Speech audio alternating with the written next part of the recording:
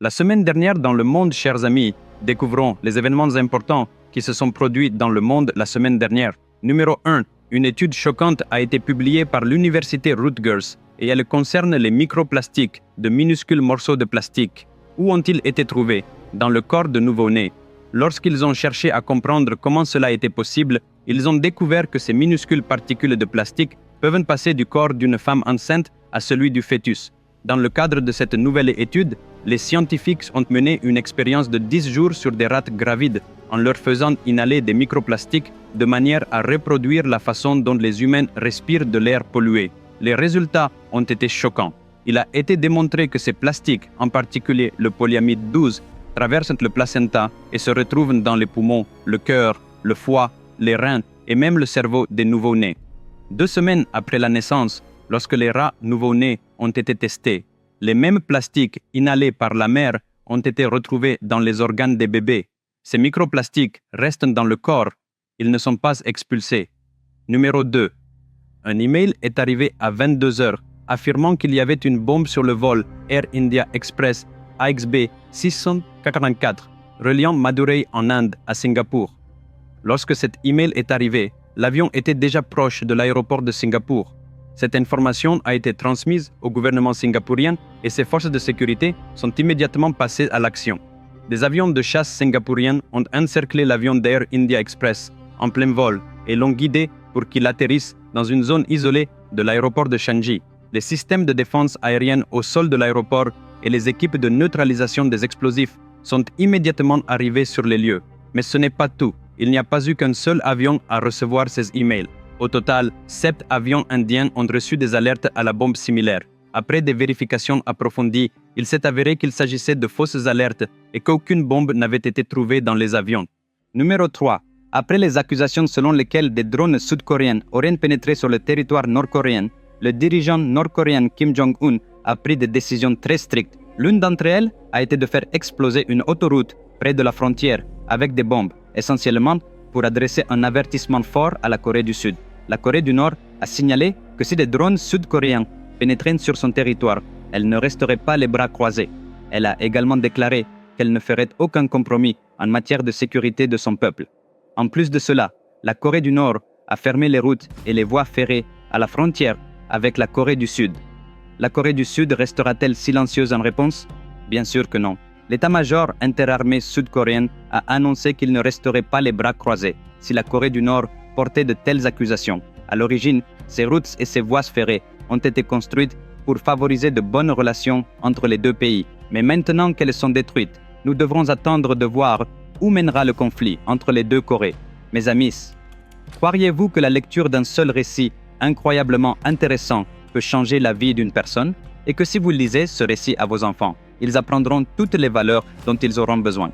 Croiriez-vous que pour n'importe quel problème que vous rencontrez ou pourriez rencontrer à l'avenir, vous pouvez trouver une solution en lisant une seule histoire? Oui, c'est possible.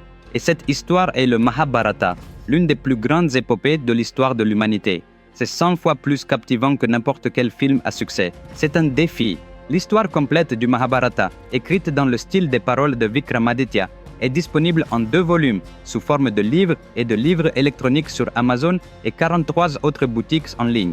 Ce livre est disponible en 54 langues à travers le monde. J'ai fourni les liens dans la description de la vidéo ci-dessous. Commandez-le dès maintenant, car ce n'est pas seulement un livre, c'est un trésor de sagesse pour toute votre vie. Numéro 4. La plupart des entreprises dans le monde comptent des femmes à des postes de direction et qui gagnent les revenus les plus élevés. Selon un rapport du Conference Board, dans les 500 plus grandes entreprises américaines, les femmes PDG gagnent en fait plus que les hommes PDG. Une femme PDG gagne le plus avec 16,5 millions de dollars, tandis que le PDG masculin qui gagne le plus gagne 15,6 millions de dollars. En moyenne, les femmes PDG gagnent 6,7 millions de dollars, tandis que les hommes PDG gagnent 6,1 millions de dollars. Par rapport au passé, les revenus des femmes ont augmenté de 83% selon ce rapport. Il ne s'agit pas seulement d'une évolution pour les femmes, mais aussi pour le monde. Numéro 5. Un crâne humain provenant du Nagaland, dans le nord-est de l'Inde, était sur le point d'être vendu aux enchères par The Swan, une maison de vente aux enchères britannique. En apprenant cela, les habitants du Nagaland s'y sont fermement opposés. En conséquence, la maison de vente aux enchères a retiré sa décision. Selon la culture naga, les restes des défunts sont considérés comme sacrés. La vente aux enchères du crâne de l'un de leurs ancêtres a donc profondément heurté leurs sentiments. En fait, beaucoup ont essayé de récupérer les restes humains des Nagas conservés au Pitt Rivers Museum d'Oxford, à Londres, où se trouvent environ 6500 objets de Naga. Il est de notre responsabilité de respecter nos ancêtres, dont nous sommes tous les descendants. Numéro 6. À seulement 18 ans, le Népalais Nema Rinpoche Sherpa a gravi toutes les plus hautes montagnes du monde. Les montagnes de plus de 8000 mètres sont connues sous le nom de 8000 et leur ascension est une aventure extrêmement risquée. Comment Nema a-t-il réussi un tel exploit à un si jeune âge? Il appartient à la communauté des Sherpas. Dans la culture Sherpa, l'alpinisme est considéré comme très honorable. Ils vivent autour de l'Himalaya et du mont Everest depuis des générations et ont une connaissance approfondie des montagnes depuis de nombreux siècles. Cette expérience collective a aidé Nema à réaliser ce record. Numéro 7. Chaque jour, notre science continue de révéler de nouvelles choses étonnantes. Jusqu'à présent, nous pensions que seuls les humains pouvaient posséder des compétences en beaux-arts. Mais maintenant, un robot a peint une œuvre d'art époustouflante. C'est la première fois qu'un robot humanoïde crée une peinture. Le robot s'appelle Aida. Aida a dédié cette peinture à l'informaticien et mathématicien de renommée mondiale Alan Turing, en nommant l'œuvre I God. Aida n'est pas un robot comme les autres, c'est aussi un magnifique artiste. Des caméras sont installées dans ses yeux et il peut non seulement interpréter les images qu'il voit, mais aussi créer des dessins avec ses mains.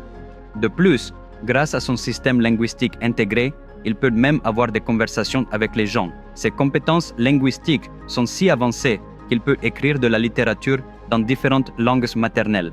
Le tableau qu'il vient de terminer est une œuvre immense, d'environ 2,10 mètres de haut. Numéro 8. Si vous avez 125 000 $, vous pouvez maintenant faire un tour dans l'espace, en montgolfière. Cette montgolfière, appelée Spaceship Neptune, transporte des capsules spéciales jusqu'à 32 km au-dessus de la Terre. C'est une montgolfière extrêmement grande, à peu près de la hauteur de la tour Eiffel. Pendant le voyage, le ballon se remplit d'hydrogène et tire la capsule vers le haut, à environ 19 km/h, s'élevant à 32 km au-dessus du sol. À cette hauteur, vous quittez l'atmosphère terrestre et flottez dans l'espace. Aucun ballon au monde n'est jamais allé aussi haut. Le voyage dure 6 heures. Pendant environ 2 heures, vous pouvez voir l'obscurité de l'espace et la fine ligne bleue de la frontière atmosphérique de la Terre.